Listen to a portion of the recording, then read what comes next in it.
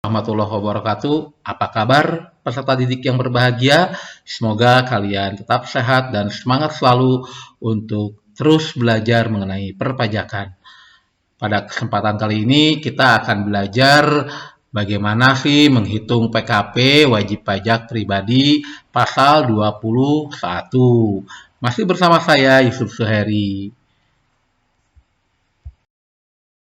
Perhitungan pajak, di mana pajak dihitung berdasarkan tarif atas dasar penghasilan kena pajak. Nah, yang akan kita bahas sekarang yaitu menghitung PKP untuk pegawai tetap, di mana penghasilan kena pajak sama dengan penghasilan bruto dikurangi biaya jabatan. Nah, biaya jabatan itu berapa sih? Nah, 5% dari penghasilan bruto atau maksimal 6 juta selama setahun dan 500.000 per bulan. Setelah itu dikurangi iuran pensiun, iuran jaminan hari tua, dan dikurangi PTKP.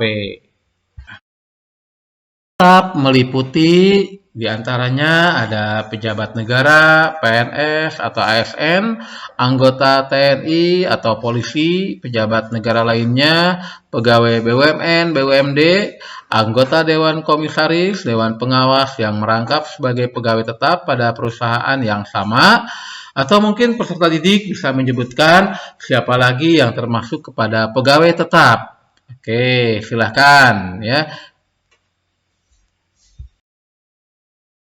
Peserta didik yang berbahagia, supaya kalian lebih memahami mengenai perhitungan mencari berapa besarnya PPh terutang bagi pegawai tetap.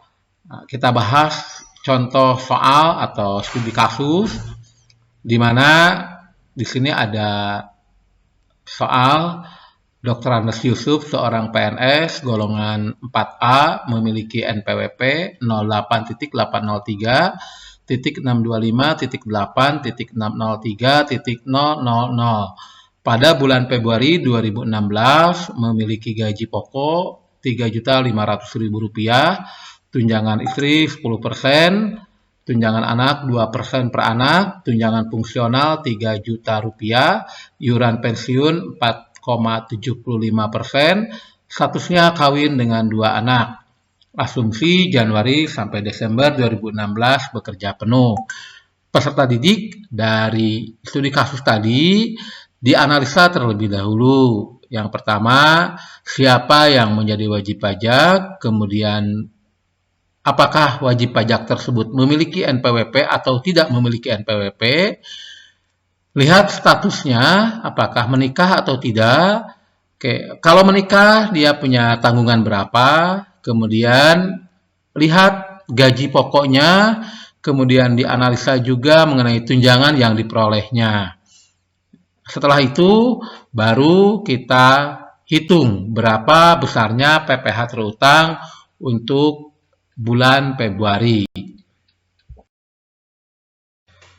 Setelah dianalisa, kemudian langkah yang pertama, hitung berapa penerimaan bruto dari Dr. Andes Yusuf tadi. Untuk mencari berapa besarnya bruto, kita jumlahkan gaji pokoknya sebesar Rp3.500.000, kemudian tunjangan istri tadi ada 10% dikali gaji pokok sebesar Rp3.500.000, hasilnya Rp350.000. Karena Dr. Andes Yusuf memiliki anak 2, maka tunjangan anaknya 2 dikali 2% dikali Rp3.500.000, hasilnya sebesar Rp140.000. Dr. Andes Yusuf juga memperoleh tunjangan fungsional sebesar Rp3 juta. Kita jumlahkan berapa penerimaan brutonya. Penerimaan bruto sebesar Rp6.900.000. Nah, setelah kita tahu berapa besarnya penerimaan bruto, selanjutnya kita cari berapa penghasilan neto per bulan untuk Dr. Andes Yusuf. Peserta didik yang berbahagia, untuk mencari penghasilan neto sebulan dari penerimaan bruto selama 1 bulan dikurangi biaya-biaya jabatan, biaya pensiun. Nah, di studi kasus tadi, untuk biaya jabatan sudah disampaikan sebesar 5% atau maksimal 6 juta setahun atau Rp500.000 per bulan. Dan untuk biaya pensiun sebesar 4,75%. Jadi pengurangnya biaya jabatan 5% dikali Rp6.900.000, di mana Rp6.900.000 ini adalah penerimaan bruto. Hasilnya Rp349.500. Kemudian biaya pensiun sebesar 4,75% dikali Rp6.900.000, hasilnya Rp332.025. Maka total jumlah pengurang sebesar Rp681.525. Setelah kita tahu berapa jumlah pengurangnya, kemudian penerimaan bruto dikurangi jumlah pengurang tadi, yaitu biaya jabatan dan biaya pensiun. Jadi Rp6.900.000 dikurangi Rp681.525. Maka penghasilan neto sebulan yaitu Rp6.038.475. Peserta didik yang berbahagia, untuk langkah selanjutnya yaitu peserta didik yang berbahagia untuk mengetahui berapa besarnya PKP, maka dari jumlah penghasilan neto sebulan tadi yang sudah kita peroleh yaitu sebesar Rp6.308.475 dikali 12 bulan dalam 1 tahun tentunya. Maka 12 dikali Rp6.308.475 hasilnya yaitu Rp75.701.700. Nah, sebelum kita tahu berapa PKP, maka kita cari berapa besarnya PTKP terlebih dahulu. Seperti kalian ketahui bahwa Dr. Andes Yusuf itu menikah dan memiliki anak 2, maka statusnya K2. Dilihat di tabel yang sudah diberikan pada pertemuan sebelumnya, untuk PTKP K2 itu sebesar Rp67.500.000. Jadi, untuk mengetahui besarnya penghasilan kena pajak Rp75.701.700, yaitu penghasilan neto 1 tahun, dikurangi PTKP sebesar Rp67.500.000, maka hasilnya sebesar Rp8.201.700. Itu dinamakan PKP. Peserta didik yang berbahagia, dari jumlah PKP yang sudah kalian ketahui sebesar Rp8.201.700, maka kita hitung berapa pajak penghasilannya.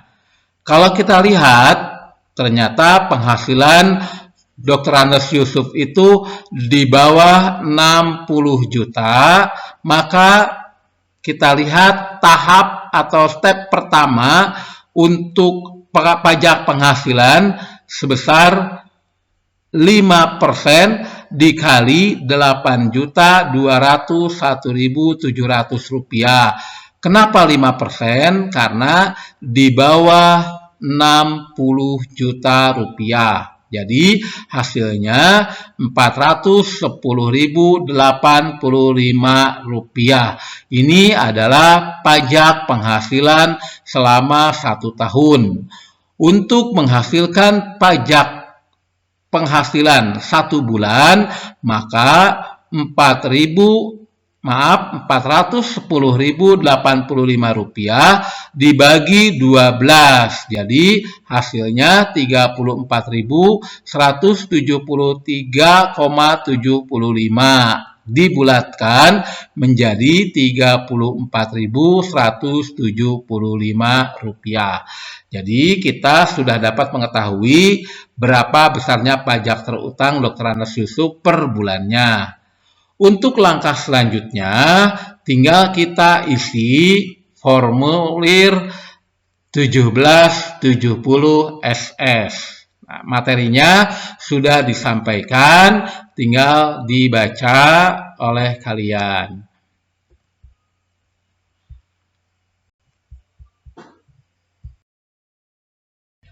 Peserta didik yang berbahagia, setelah tadi kita berlatih langkah-langkah untuk mencari berapa besarnya PKP supaya kalian lebih memahami. Mari kita latihan soal. Soalnya Dr. Andes Sugeng Sutrisno, seorang PNS golongan 4A, memiliki NPWP 08.3.725.9.705.000 pada bulan Maret tahun 2016, memiliki gaji pokok sebesar Rp3.500.000, tunjangan istri 10%, tunjangan anak 2% per anak, tunjangan fungsional Rp3 juta, tunjangan struktural Rp2 juta, iuran pensiun 4,75%, statusnya kawin dengan 2 anak, asumsi Januari sampai Desember 2016 bekerja penuh. Maka berapa PPh 21 per bulan atas nama Dr. Andes Sugeng Sutrisno? Peserta didik yang berbahagia, selamat berlatih, tetap semangat. Semoga kalian bisa menemukan ilmu yang baru dan bisa terus berlatih supaya kalian semakin pintar, terampil dalam menghitung pajak. Peserta didik yang berbahagia, demikian tadi bagaimana kita menghitung berapa besarnya PKP. Jangan bosan-bosan untuk terus belajar, karena menuntut ilmu tidak akan rugi. Semangat terus dan teruslah belajar, dan terus belajar. Jangan patah semangat.